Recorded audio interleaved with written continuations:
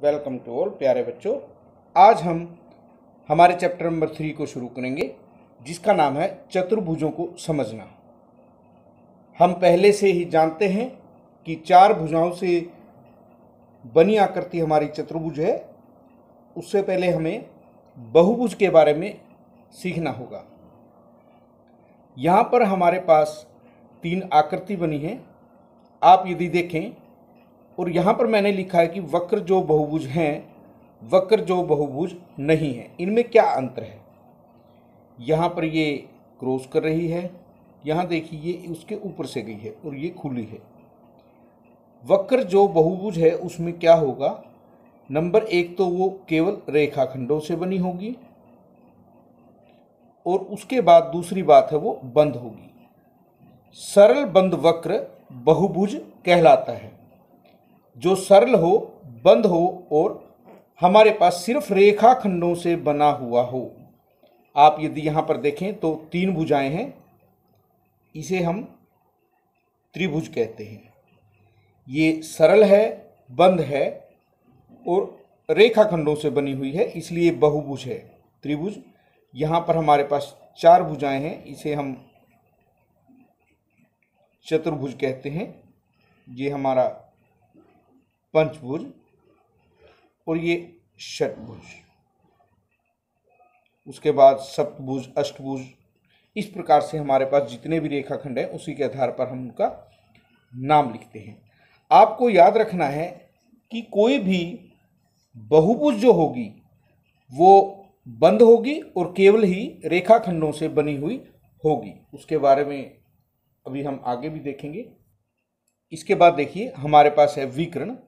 किसी भी बहुभुज के विकर्ण से हमारा क्या मतलब है? यहाँ पर एक हमारे पास चतुर्भुज है। यदि हम इसके दो सम्मुख कोणों को मिलाएं या शीर्षों को मिलाएं तो इस प्रकार हमारे पास दो रेखाखंड प्राप्त होते हैं। इन्हें हम विकर्ण कहते हैं। यहाँ पर यदि आप देखें तो एक इस प्रकार प्राप्त हो सकता है, दूसरा, तीसरा, उसके बाद हमारे पास ये भी है। तो इस प्रकार आप देखेंगे ये विकर्ण है। यदि हम 1, 2, 3, 4 भुजाओं की इस आकृति के इन शीर्षों को मिलाएं तो ये इस आकृति से बाहर बना हुआ रेखाखंड होगा। जबकि इन आकृतियों में हमारे पास जो रेखाखंड बने थे जिन्हें हमने विकर्ण कहा था वो आकृति के अंदर थे। इसी के आधार पर हम उत्तल और अवतल चतुर्भुज को बांटते हैं। जिन चतुर्भुजों के विकर्ण आकृति के अंदर होते हैं वो हमारे उत्तल चतुर्भुज हैं, और जिनके विकर्ण आकृति के बाहर मिलते हैं या खींचे जाते हैं वो हमारे अवतल चतुर्भुज या बहुभुज कहलाते हैं। ये हमारे जो बहुभुज हैं, यहाँ पर ये दो हम देख रहे हैं। यदि इसे हम मिलाएं तो इसका शीर्षों का जो मिलान करने से रेखाखंड होगा वो भी आकृति के बाहर होगा।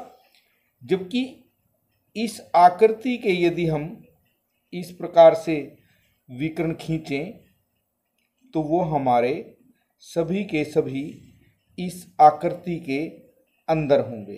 अंदर वाले भाग को हम अभ्यंतर कहते हैं, बाहर वाले भाग को हम बहिर्भाग कहते हैं,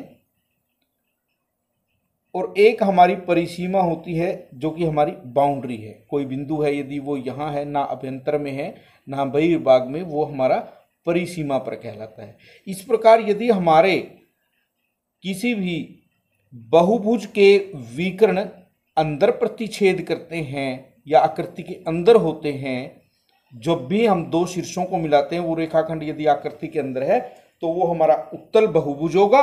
यदि दो शीर्षों को मिलाने वाला रेखाखंड आकृति से बाहर की तरफ है तो वो हमारा अवतल बहुभुज होगा।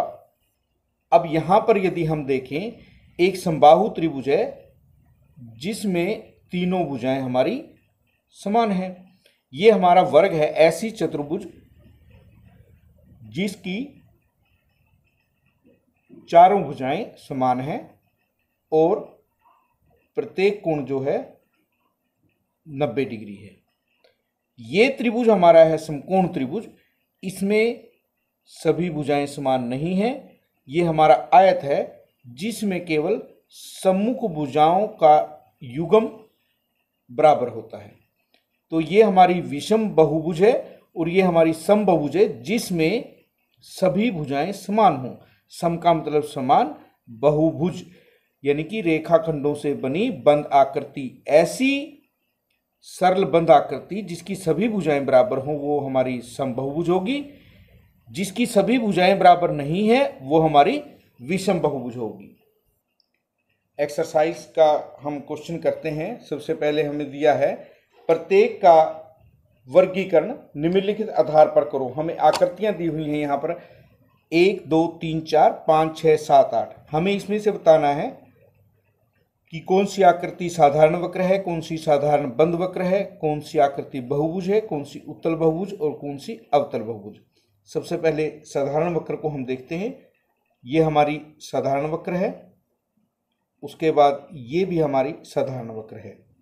ये हमारी साधारण वक्र नहीं है क्योंकि साधारण वक्र को यदि आप देखें तो जिस भी वक्र को हम बिना पेन उठाए बनाए या और जो खुद को ना काटे वो हमारी साधारण वक्र है।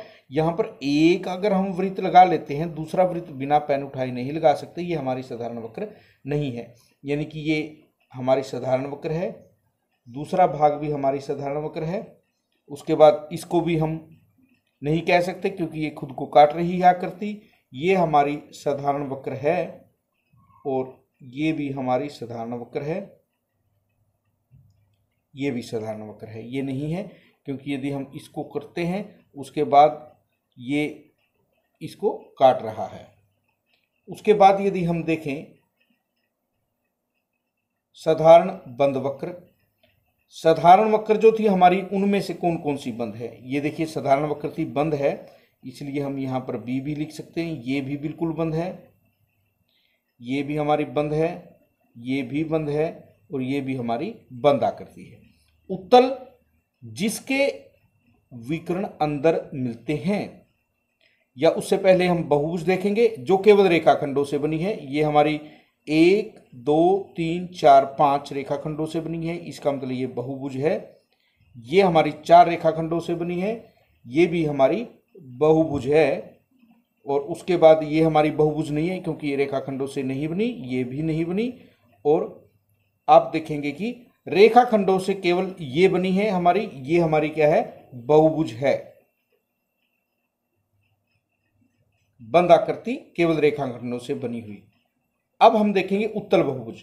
ये जो हमारे पास 2 प्रकार की बहुभुज हैं उनमें से कौन सी उत्तल है। आप देखें इसके विकर्ण यदि हम खींचना चाहें या इसके किसी भी शीर्षों को मिलाएं वो अंदर मिलेंगे तो ये हमारी उत्तल है। और अवतल कौन सी है, ये हमारी अवतल है। तो इस प्रकार आपने देखा कि ये हमारी अवतल है और इसके अंदर भी यदि हम यहाँ पर ये देखें करके तो ये क्या हुआ, हमारे शीर्ष जो है बाहर मिलते हैं, तो इसे भी हम कह सकते हैं ये भी हमारी क्या है, अवतल बहुभुज है। तो इस प्रकार हमने इनके वर्गीकरण के बारे में सीखा। ठीक है, क्वेश्चन नंबर 2 में हमें विकर्णों की संख्या बतानी है। एक उत्तल चतुर्भुज है, एक समषटभुज है, एक हमारे पास त्रिभुज है। उत्तल चतुर्भुज में यदि हम देखें तो 1 और 1 2 हमारे पास विकर्णों की संख्या होगी।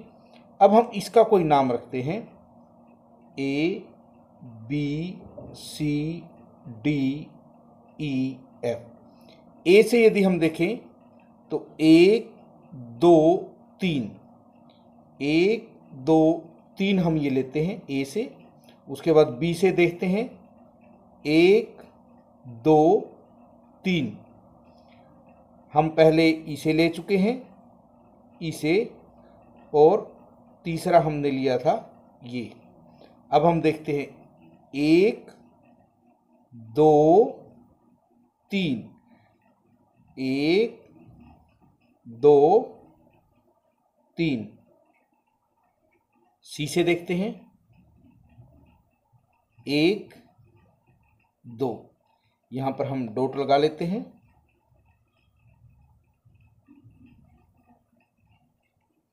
अब हमारी बारी डी से। ये हमारा रहा, ये हमारा हो चुका, तो एक यहां पर है हमारे पास। ई से यदि हम देखेंगे, ये हमारा पहले ही आ चुका, ये भी आ चुका और ये भी आ चुका। इसके ऊपर डॉट है। यहाँ से देखें, इसके ऊपर डॉट है, इसके ऊपर भी डॉट है और इसके ऊपर भी डॉट है। यानी कि हमारे पास कुल मिलाकर 9 विकर्ण होंगे। ये कोई त्रिभुज हमारे पास है। किसी भी बिंदु से अपने आसन्न कोणों को या शीर्षों को छोड़कर हमें मिलाना है, तो इसमें कितने होंगे? 0 विकर्ण होंगे। इसमें 9 होंगे और इसमें 2 होंगे, क्योंकि इसका कोई भी विकर्ण नहीं खींचा जा सकता। आज के लिए इतना है।